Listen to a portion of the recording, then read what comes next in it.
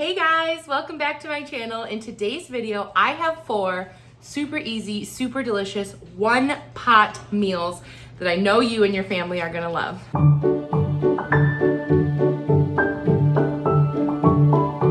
All right, if you're new here, hello, I'm Claire. Welcome. Come on in, make yourselves comfortable. Today, I'm so excited to share these recipes with you because they are all super delicious, super easy, and the best part is there is hardly any cleanup involved here because everything takes place in one pot. This type of recipe is super awesome for a busy mom like me when I have to try to whip up a meal for the fam. So I hope you enjoy these, and yeah, let's get right into it. The first recipe is this delicious Cajun chicken with creamy pasta. You will need Cajun seasoning, a pound of chicken, an onion, some olive oil, a can of fire roasted tomatoes, broth, cream cheese, some green onions, and half a pound of pasta. Now I'm actually going to chop these first, the green onions, before I chop up my chicken. That way there's no cross-contamination, you know what I mean? So now I'm going to chop up my entire onion. I'm just loosely dicing it up. And now I'm going to also cube up my chicken. The recipe calls for 1 pound of chicken breast. I did not measure this out. Actually, I didn't weigh it, but this was the hugest chicken breast I've ever seen in my life. It was massive, so 1 gigantic chicken breast should do it. I'm also using this Cajun seasoning, but use whatever brand you want. This is 1 tablespoon of Cajun seasoning, and I'm just putting it over the chicken and just kind of tossing the chicken in it. Now I'm going to use a bit of olive oil, and I'm going to toss my onion in there and also all of my chicken. I'm just cooking my chicken about halfway through, just so that it's cooked on all sides. You don't need to cook it all the way on the inside because there is some time that it will sit in the broth and it will cook all the way there, but you definitely don't want to undercook it, so just be sure it's cooked on all sides.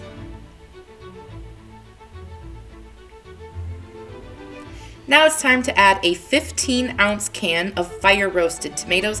You could use regular tomatoes, but the fire roasted makes it taste so much better. We're also going to add 2 cups of broth of your choice. This is chicken broth, but you could use vegetable broth. We're also adding half a pound of pasta, which is half of this pack. I just thought this shape looked a little bit fun, so I chose it, but you could use whatever you had on hand. Now we're going to bring this up to a boil and then turn it down to a simmer and simmer it for about 10 minutes. It'll start to definitely thicken up, and then you're going to add your cream cheese. This is just 2 ounces of cream cheese. Stir that in until it makes everything nice and thick and creamy.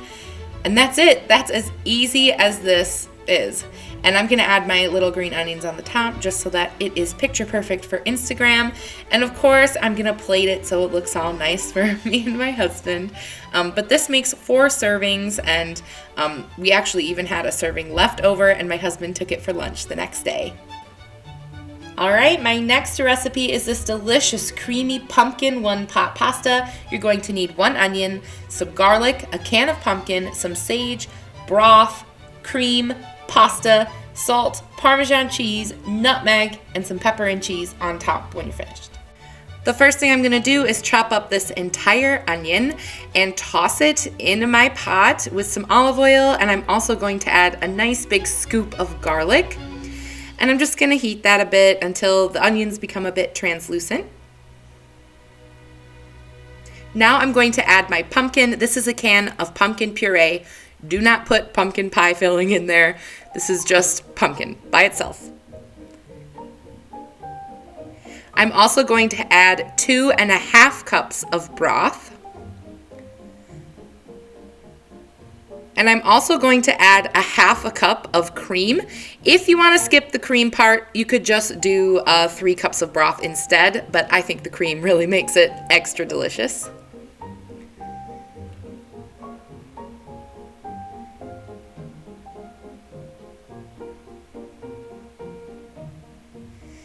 Now I'm going to add a teaspoon of sage.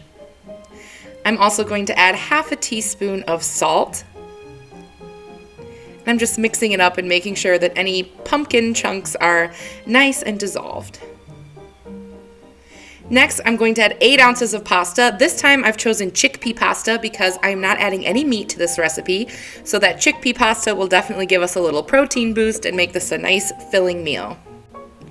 And now I'm going to bring this up to a nice simmer, and I'm going to simmer it for about 10 minutes, and it'll thicken right up, and oh my goodness, it looks like macaroni and cheese, but I think it actually tastes much better. And now I'm going to add 1/3 cup of Parmesan cheese. This will give it that great cheesy flavor. And I'm also adding just a touch of ground nutmeg, about 1/8 teaspoon.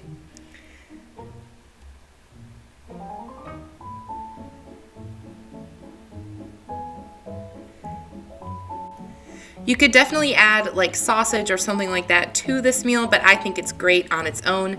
I am just adding some cheese again on the top and a bit of pepper, and that's it. That is comfort food right there. My next one-pot recipe is for this delicious chili mac and cheese. You're going to need garlic, an onion, some flour, chili powder, diced tomatoes, tomato sauce, kidney beans, black beans, pinto beans, a cup of frozen corn, some broth, macaroni, and some shredded cheese. This definitely has the most ingredients out of all of the recipes, but because they're all mostly canned, it is the easiest one to put together. And I'm starting it off just like the others. I'm chopping a whole onion, and I'm going to toss it in some olive oil till it gets nice and fragrant and translucent. I am also going to add a big scoop of garlic in there as well.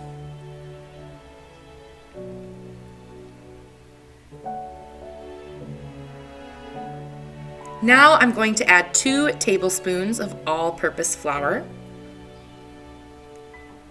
And I'm also adding 2 tablespoons of chili powder as well.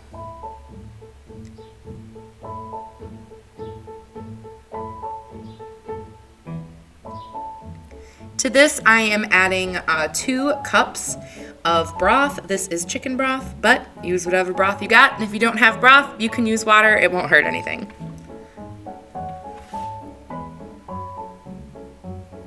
Now we're going to add the beans. All of the beans have been drained. We have a can of kidney beans, a can of black beans, and a can of pinto beans. These are all 15-ounce cans. It also called for 15 ounces of tomato sauce, but I could only find the mini 8-ounce cans, so I put 2 mini cans in, and that worked out just fine. I'm also putting in a 15-ounce can of diced tomatoes. I'm not draining these or anything. I'm adding them in with all the liquid. This would be an easy one to keep most of the ingredients in your pantry and whip it out when you just needed something quick. Next, I am going to add 1 cup of frozen corn. And now it's time to add our pasta. Macaroni, I think, just is the best with chili, but again, you could use a different shape, and we're using 2 cups of this macaroni.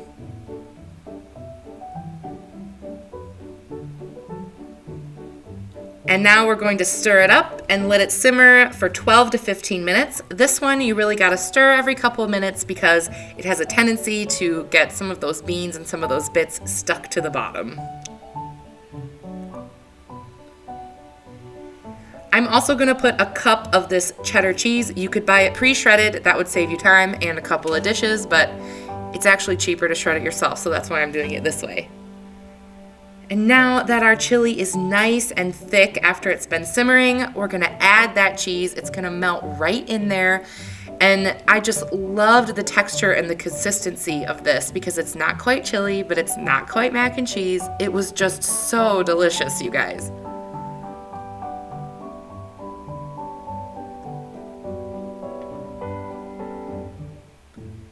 And when it comes to plating this one, I am going to throw a little bit of sour cream on there. And we have some green onions that were left over from that first recipe, but you could serve this with a slice of cornbread would be good, or whatever you feel like. And my last recipe is for lemon pepper chicken with orzo.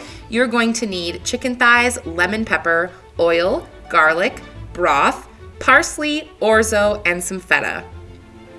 Now my favorite lemon pepper, you guys, is from Dollar Tree. I'm not even kidding. This was $1 and it is my favorite.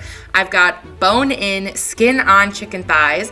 and I'm putting a few teaspoons on the top, flipping them over, and putting a few teaspoons of this on the bottom. The recipe technically calls for 4 teaspoons, so each thigh should be covered with about a teaspoon.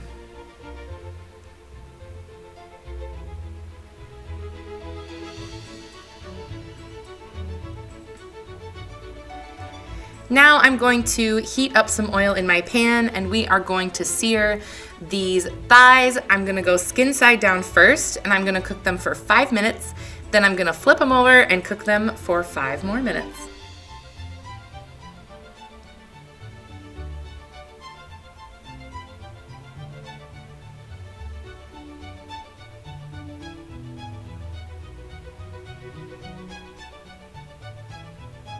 Once they've had 5 minutes on each side, I'm actually going to remove them from the pan for our next few orzo steps. And I'm actually going to get all the oil and the liquid out of this pan, but I am going to leave the little bits on the bottom. And I'm throwing in some garlic, of course. And I'm also throwing in my broth. We're gonna need 2.5 cups of broth, and this will just deglaze the bottom of the pan, and all those little extra bits will just add to the great flavor.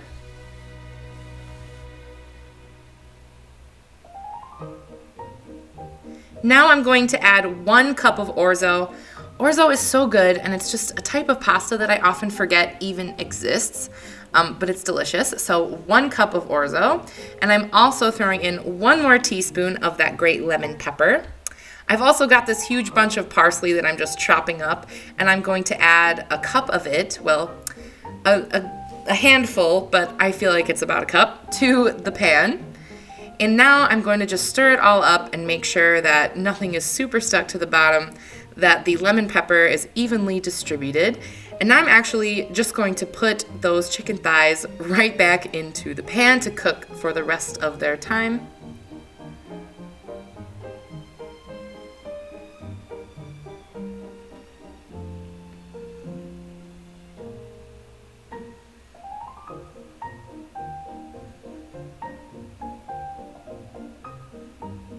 We're gonna bring this up to a boil, and then once it's boiling, we're going to turn it down to a simmer.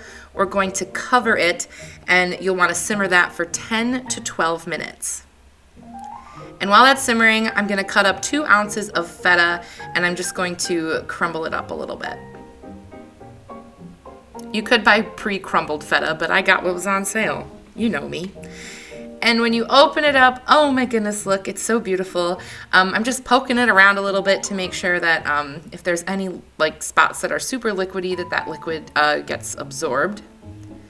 And now we're just going to top it off with this beautiful feta and a little bit of our extra parsley from before.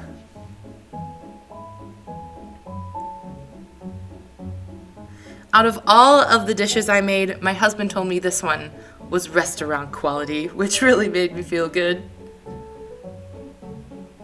And I'm plating it. I'm being like a little extra about it, making it look all pretty. And this easily would feed 4 people. And there you go. Delicious. All right, you guys, that's it. I hope you enjoyed these one-pot meals. Please leave me a comment. Let me know. Are you going to try any of them? Do you have a go-to one-pot meal? I'd love to hear it because I feel like maybe now I'm gonna start cooking all of my meals in one pot. Just try to figure that out. And of course, please subscribe if you haven't already. We'd love to have you over here. So be sure to do that and come on back for more, and I'll see you guys in my next one. Bye.